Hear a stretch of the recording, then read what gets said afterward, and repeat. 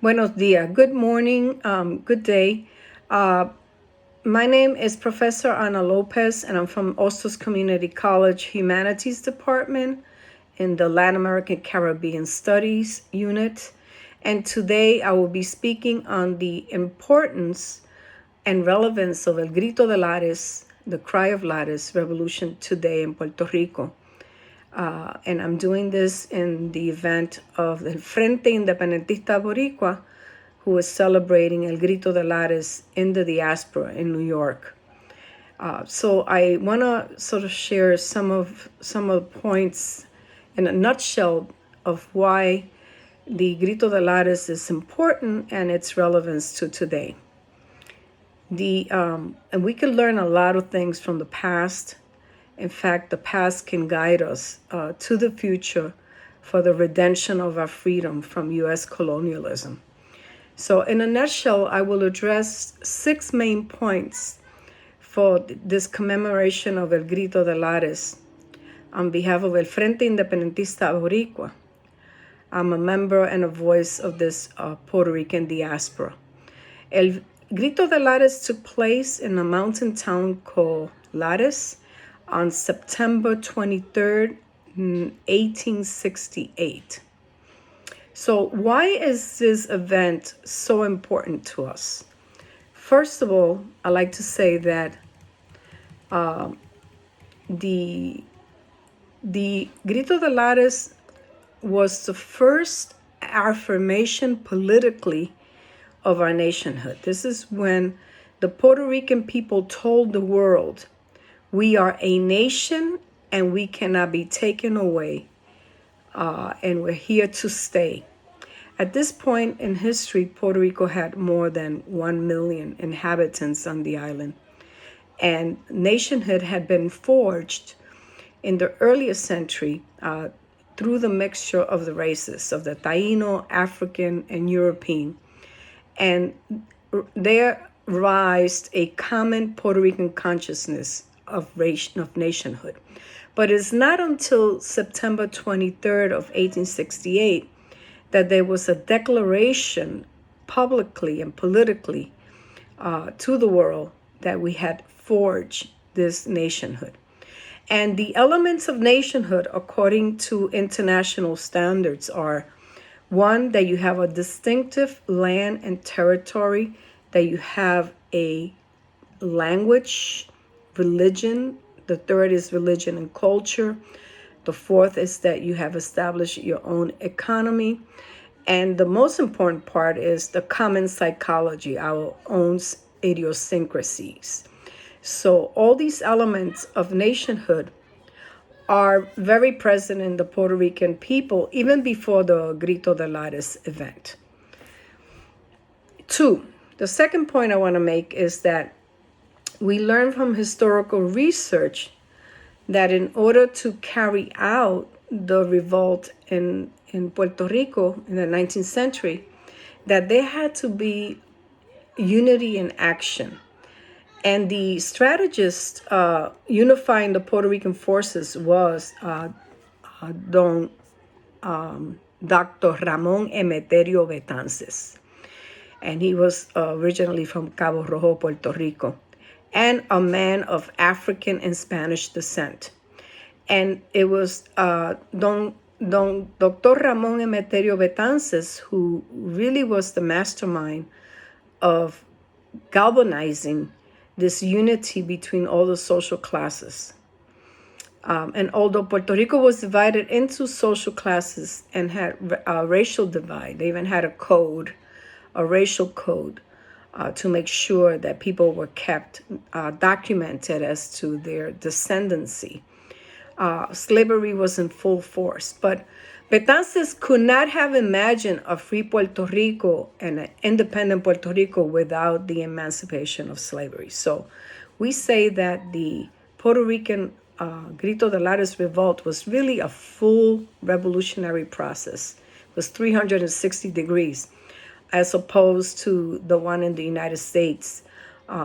The revolution in the United States only was a halfway revolution because it did not emancipate slaves. So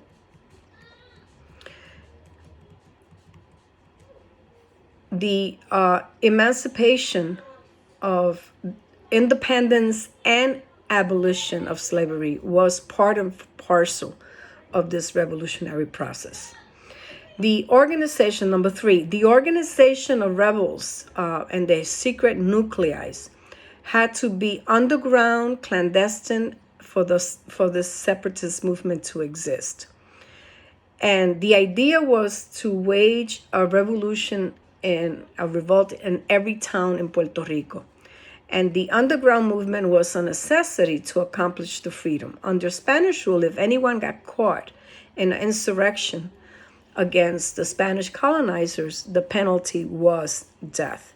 So the secret society of rebels continued even after the Grito de Lares through the century as a resistant force against Spanish colonialization.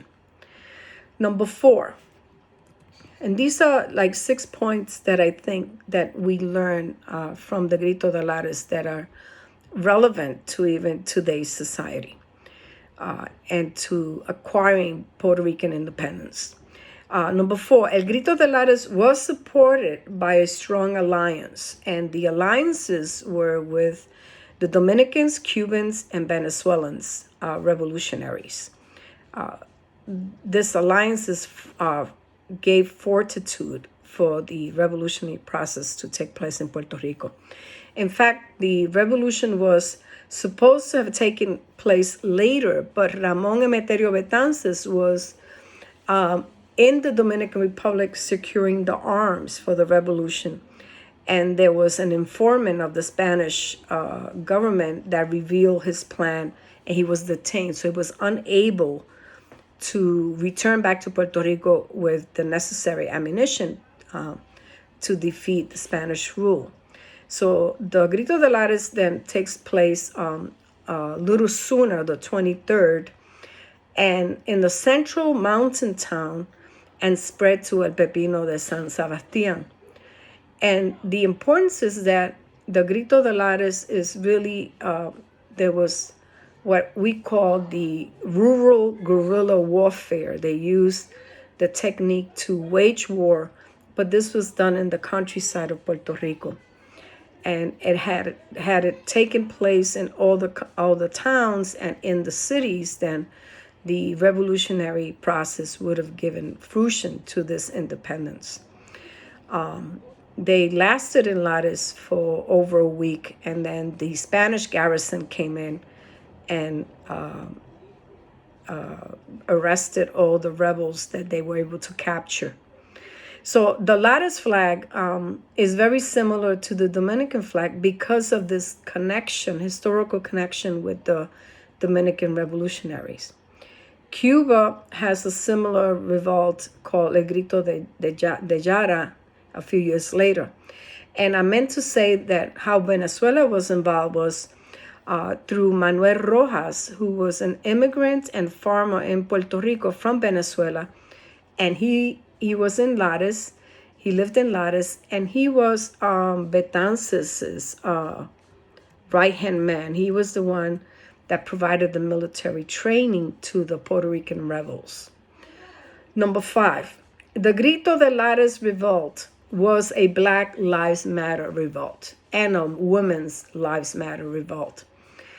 In a study conducted by Olga Jimenez de Wagenham, she revealed the composition of the rebels that were captured in Grito de Lares by the Spanish garrison, and those records are there in Lares. And she found them, and she was able to do a wonderful historical piece on the Grito de Lares and the men and women that were part of that cause. And it revealed that all the social classes of Puerto Rico participated, even those social classes that were hostile towards each other. There was subjugation. And they all participated in this historical insurrection. So, if people want to read more about that, that will be really important that you look at Olga Jimenez de Wagenham, Puerto Rico's Revolt for Independence, or the Spanish version, El Grito de Lares, Sus Causas y Sus Hombres. But there's what's revealing about El Grito de Lares that in a moment in history, the Puerto Rican people came together against their common enemy, los españoles, the Spanish colonizer, and were able to put aside their differences, come together and wage a war against Spain. And that women and African slaves played a vital role in this revolt as well. So, for example, there was a situation where you had a tierrateniente, hacendado, landowner, and he had slaves. This moment came, and he told the slaves, "Here's your arms. You're going to be part of this process." Or the slaves said, "I'm going to be part of this process." Took the arms and were part of the process.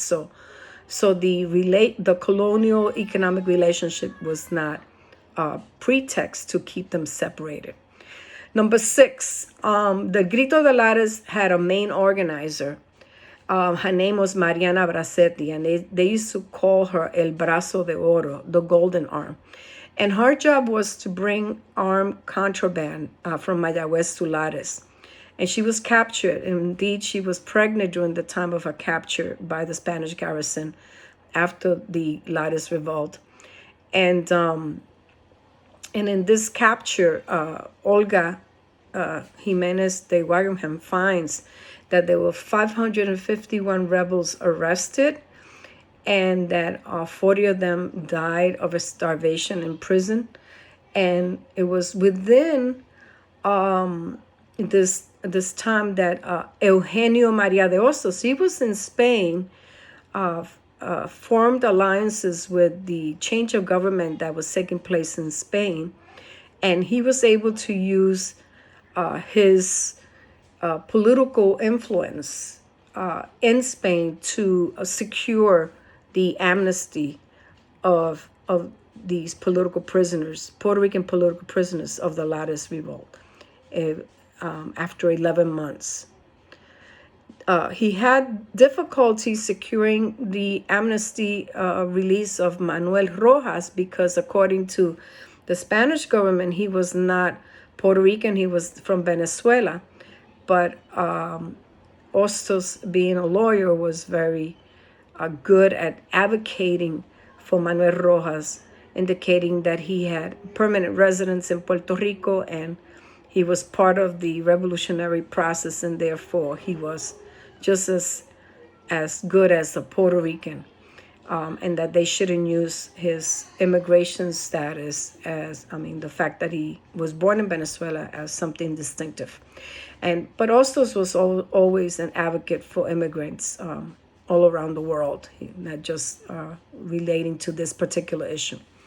So that he managed to get them all released, and all were free within a year.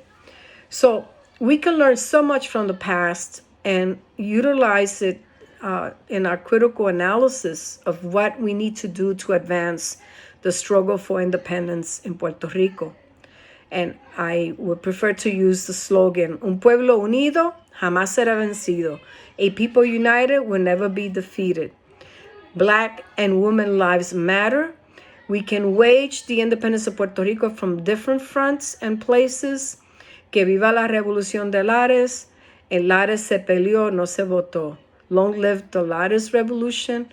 And in Lares, people struggled, they did not vote. Thank you so much for your attention. En la lucha siempre, Ana López.